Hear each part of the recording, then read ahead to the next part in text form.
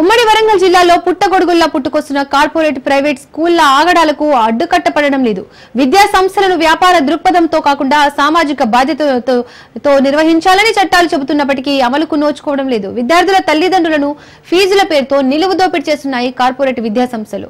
LKG పిల్లలకే సంవత్సరానికి 50,000 నుండి ₹1,00,000 వరకు ఫీజులు వసూలు చేస్తున్న పరిస్థితి నెలకొంది.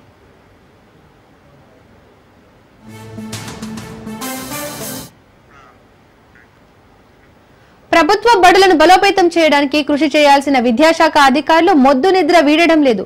నిబంధనలకు విరుద్ధంగా ఏటా అధిక ఫీజులు పెంచుతూ తల్లిదండ్రుల నుండి ముక్కుపిండి వసూలు చేస్తున్నారు యాజమాన్యాలు.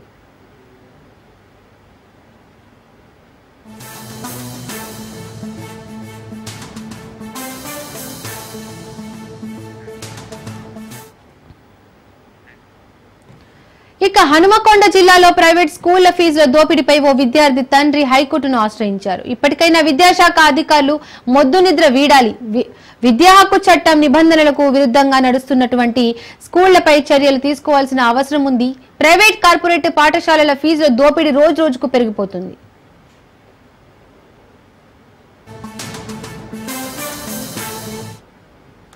అధిక ఫీజులు వసూలు చేస్తున్న విద్యాశాఖ నిబంధనలకు విరుద్ధంగా పాఠశాలలు నడుస్తున్న వాటిపై చర్యలు తీసుకోకపోవడంతో అంతర్యం ఏమిటో అర్థం కావడం లేదంటున్నారు విద్యార్థి సంఘాల నేతలు. ప్రభుత్వ పాఠశాలలను బలోపేతం చేయడానికి విద్యాశాఖ అధికారులు నిమ్మకు నీరెత్తినట్లు వ్యవహరిస్తున్నారని వాపోతున్నారు.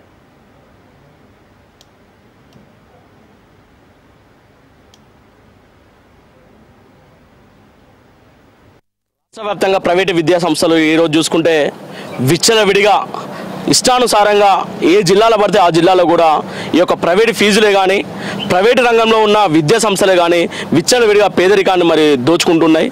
మరి ఈరోజు రాష్ట్రవ్యాప్తంగా ప్రైవేట్ విద్యా సంస్థలు చూసుకున్నట్లయితే మరి ఆడ ఉన్న బుక్సే కానీ వాళ్ళ బుక్స్ వాళ్ళ ఆ నామ్స్ ప్రకారం విద్యా సంస్థల నామ్స్ ప్రకారము అక్కడ బుక్స్లు అమ్మకూడదు.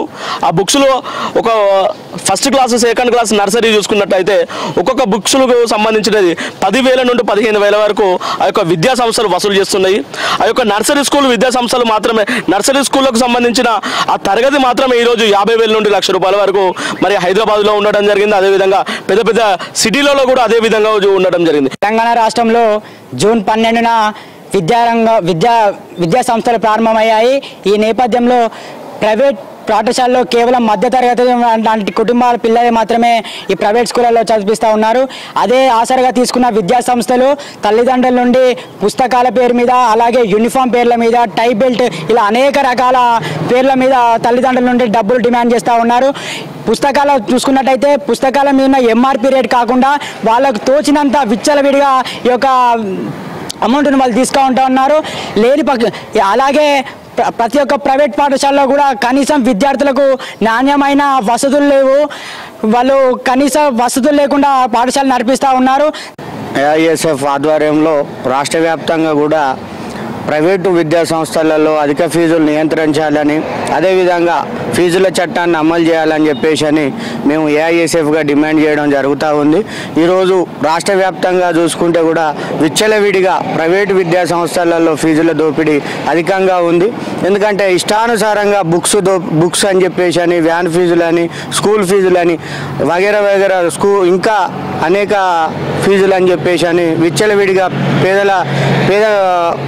పేద కుటుంబాల దగ్గర, పేద విద్యార్థుల దగ్గర యాజమాన్యాలు వసూలు చేయడం జరుగుతూ ఉంది.